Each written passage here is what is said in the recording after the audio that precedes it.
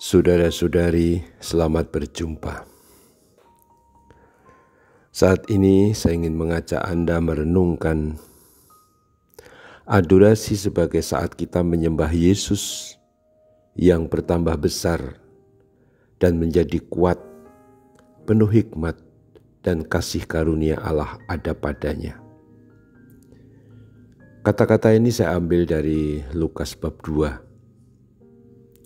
Setelah Yesus yang kecil dibawa oleh orang tuanya, Bapak Yosef dan Bunda Maria ke Nazaret, dikatakan bahwa Yesus ini bertambah besar dan menjadi kuat, penuh hikmat dan kasih karunia Allah ada padanya. Rahasia keluarga Nazaret adalah rahasia yang sebenarnya menjadi kunci bagi kehidupan keluarga dan komunitas dimanapun. Kalau ingin menjadi berkat bagi sesama, kuncinya adalah, rahasianya adalah membiarkan Yesus Kristus Tuhan kita menjadi besar, menjadi kuat, menjadi penuh hikmat dan kasih karunia Allah padanya di dalam keluarga kita, dalam komunitas kita, bahkan dalam hidup kita. Tentu saja Yesus Kristus Tuhan kita sudah dari sononya itu penuh hikmat, karena Dia bersama Bapa dan Roh Kudus Allah Tritunggal adalah sumber kasih karunia Allah sendiri.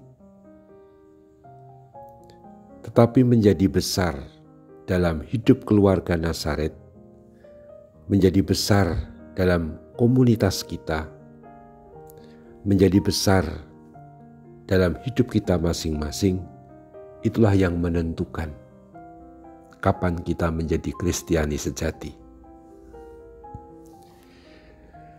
Seluruh arah dan tujuan visi dan misi hidup, apapun itu dalam konteks iman Kristiani, selalu berpusat pada Yesus Kristus Tuhan kita agar Dia semakin besar, semakin kuat, agar hikmat-Nya dan kasih karunia-Nya itu memancar dalam hidup kita, dalam kelompok kita, dalam setiap tempat yang kita layani. Dengan demikian sebenarnya yang menjadi identitas diri kita, yang menjadi identitas orang Kristiani sejati, yang menjadi identitas keluarga-keluarga Kristiani atau komunitas-komunitas dimanapun, hanya akan menemukan kesejatian identitasnya kalau semua diukur dan semua dinilai, dilihat dari sudut pusatnya, Yesus Kristus Tuhan kita. Saya mengumpamakan seperti roda as yang ada di tengah. Itulah Yesus Kristus. Dan kita dan komunitas itu jerujinya, lalu lingkaran luarnya dengan segala tempat dan perannya. Tapi semua bergerak menurut poros. Dan porosnya itu, asnya itu adalah Tuhan Yesus Kristus. Kita digerakkan oleh Kristus Tuhan kita yang dalam Roh Kudus hadir dalam diri kita.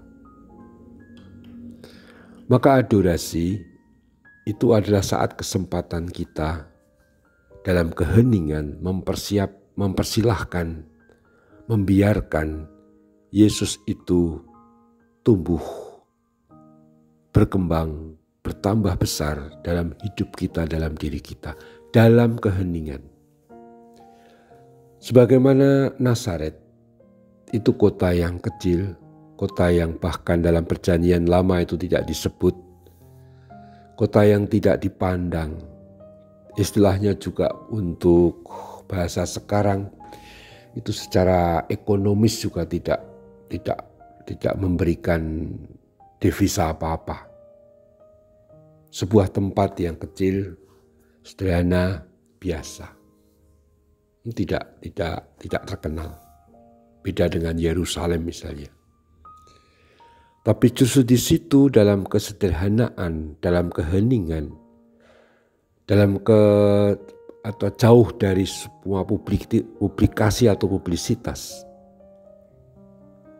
itu di sana hadir Yesus Kristus Tuhan kita yang bertambah besar, bertambah kuat, penuh hikmat.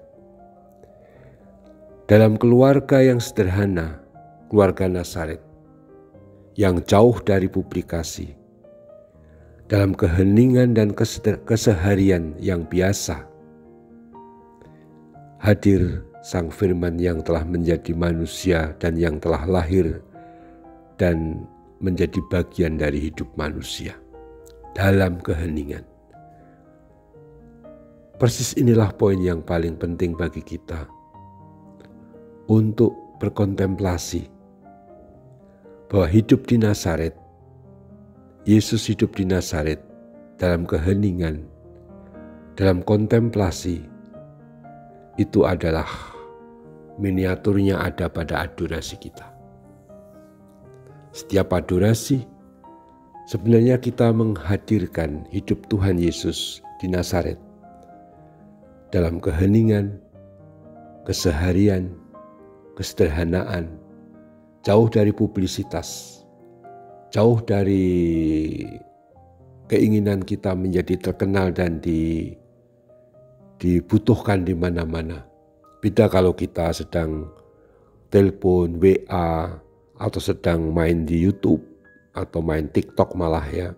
Semua itu untuk ekspresi diri, untuk dikenal orang lain. Yesus persis kebalikan.